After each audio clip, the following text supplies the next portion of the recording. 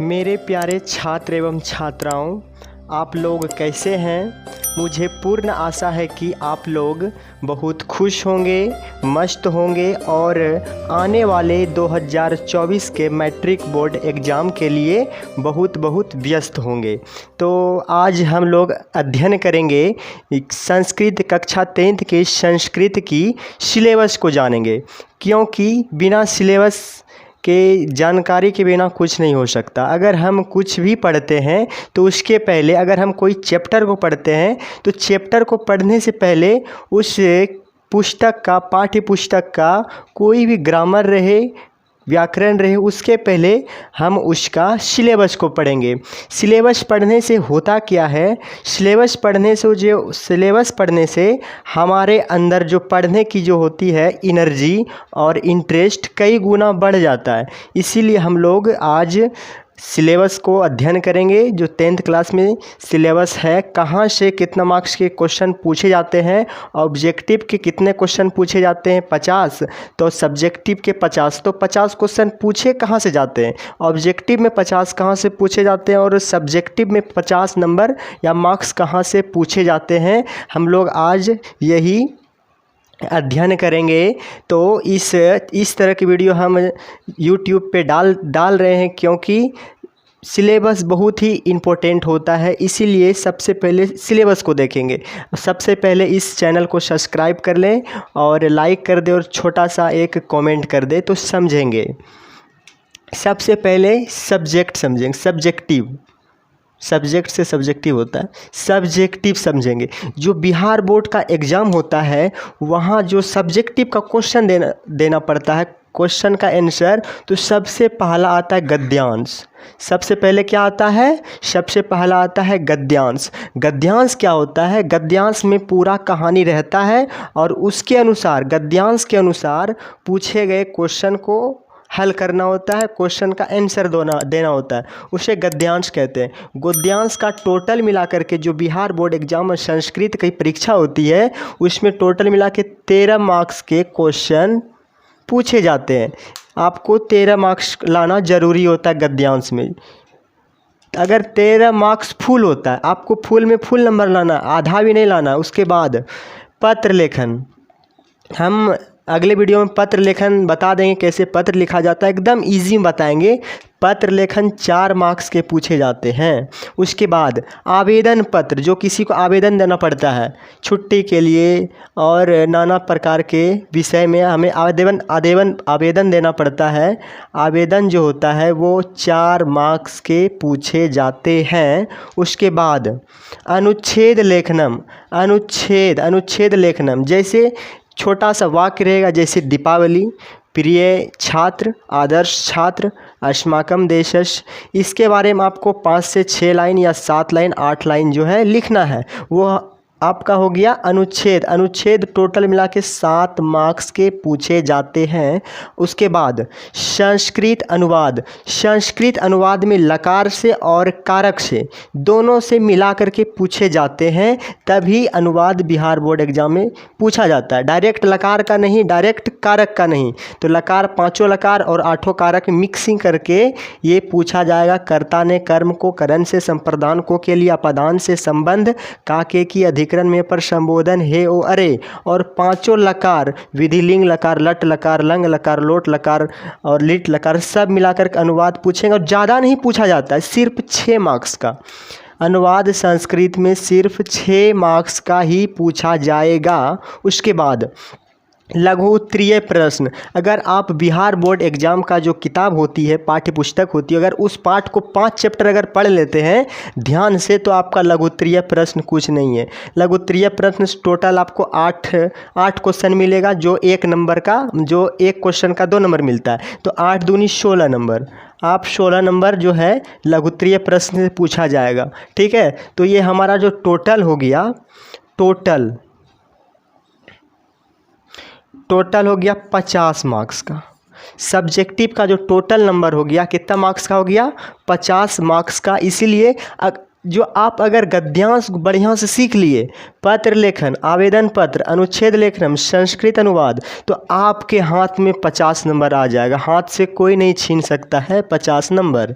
तो इसलिए और कुछ नहीं है, गद्यांश लिखने में कुछ नहीं है, पत्र लिखने में कुछ नहीं है, आवेदन लिखने में कुछ नहीं है, अनुच्छेद लिखने में कुछ, सब में एक सिस्टम ही जाएगा। संस्कृत अनुवाद में कुछ नहीं है, लघुत्तरीय प्रश्न में कुछ नहीं है।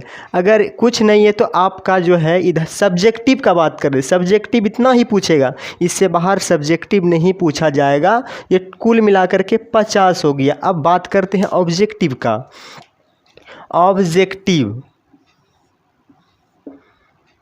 ऑब्जेक्टिव जो है, सबसे पहले पुस्तक, जो हमारा पाठ्य पुस्तक होता है, पाठ्य पुस्तक का ऑब्जेक्टिव का बात करेंगे, जो कि किताब से पूछा जाएगा। जैसे मंगलम पाठ से पूछा जाएगा, पाटलिपुत्र वैभव से पूछा जाएगा, अलस कथा से पूछा जाएगा, संस्कृत साहित्य लेखिका से पूछा जाएगा, भारतीय संस्कार, टोटल मिला के पूछा जाएगा। आप बहुत आसान होता है पुस्तक का ऑब्जेक्टिव। उसके बाद प्रत्यय, अब जो 2 नंबर से स्टार्ट हुआ है यहाँ तक, ये आपका हो गया व्याकरण, मतलब ग्रामर। ग्रामर भी पूछे जाएंगे। ग्रामर में जो सबसे इम्पोर्टेंट होता है वो होता है प्रत्यय। प्रत्यय वह होता है जो शब्द के पीछे लगाया जाता है। प्रत्यय वह होता है जो शब्द के पीछे लगाया जाता है, उसे प्रत्यय कहते हैं। उसके बाद बात करते हैं उपसर्ग का। उपसर्ग जो होता है शब्द के हमेशा आगे लगाया जाता है। उपसर्ग की टोटल संख्या 22 है। ये बहुत ही अच्छा क्वेश्चन है। उपसर्ग की कुल संख्या कितना है, तो 22 है। तो उसके बाद हम बात करते हैं संधि का। संधि जो होता है, संधि में 2 तरफ से मेल किया जाता है। 2 तरफ से मेल किया जाता है। किस में मेल किया जाता है, वो मेल किया जाता है वर्णों में। व्यंजन वर्ण रहे, स्वर वर्ण रहे, या और भी काफी रहता है। ये हुआ संधि। उसके बाद अगर आप संधि को बढ़िया ढंग से सीख जाते हैं तब, अगर आप संधि को बढ़िया ढंग से सीख जाते हैं तो संधि विच्छेद कुछ नहीं है। यहाँ तक समझ में आ गया। संधि हो गया क्लियर तो संधि विच्छेद भी क्लियर। उसी प्रकार अगर आप समास आप क्लियर कर लेते हैं तो आपका समास विग्रह भी क्लियर हो जाएगा। जिस प्रकार संधि को क्लियर किए थे तो संधि विच्छेद क्लियर हुआ था, उसी प्रकार समास को जब क्लियर करेंगे तो समास विग्रह क्लियर हो जाएगा। उसके बाद बात करते हैं कारक। कारक जो होता है वह बहुत ही इम्पोर्टेंट होता है।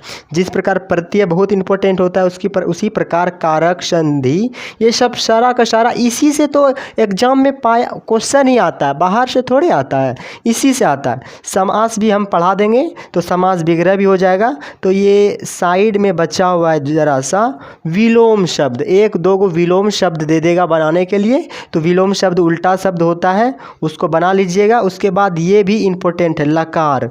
लकार जो होता है वो काल समय को दर्शाता है। तो ये धातु के साथ लकार लगा देगा।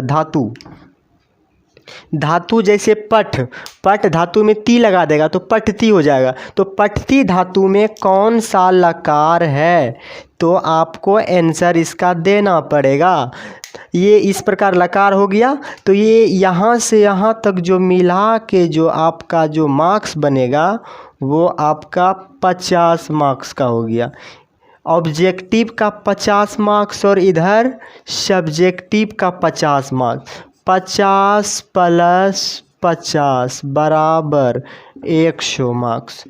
ये 100 मार्क्स आपका हाथ में आ जाएगा। कब, जब ये आपका सब्जेक्टिव गद्यांश, पत्र लेखन, आवेदन पत्र, अनुच्छेद लेखनम, संस्कृत अनुवाद और इस लघुत्तरीय प्रश्न ये आपके हाथ में रहेगा। तो 50 मार्क्स इधर से, और इधर का पुस्तक का भी ऑब्जेक्टिव, प्रत्यय, उपसर्ग, संधि, संधि विच्छेद, कारक, विभक्ति, समास विग्रह, विलोम शब्द, लकार। अगर आप इतना सा ध्यान से सिलेबस इतना सा पढ़ लेते हैं तो आपका 100 नंबर अपना पैकेट में रहेगा। जब आपका मर्जी तो निकाल सकते हैं। ये हमारा सिलेबस कंप्लीट है, और थोड़ा बहुत इधर उधर का है, वो सब बात का बात है। लेकिन जो एकदम मुख्य है वो मुख्य यहाँ से यहाँ तक आपका ग्रामर है।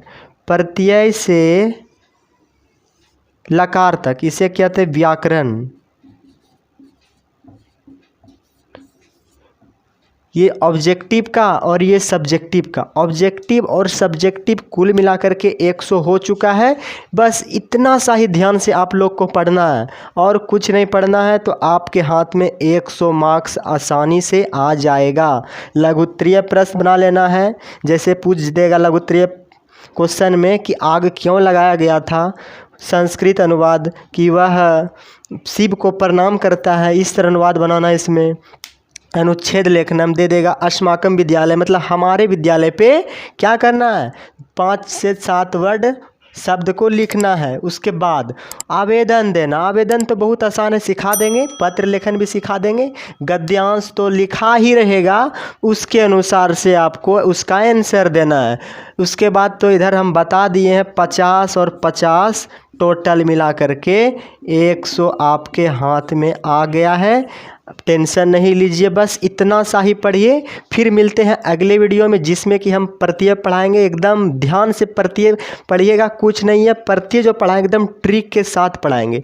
तो मिलते हैं अगले वीडियो में। ठीक है, बहुत बहुत धन्यवाद।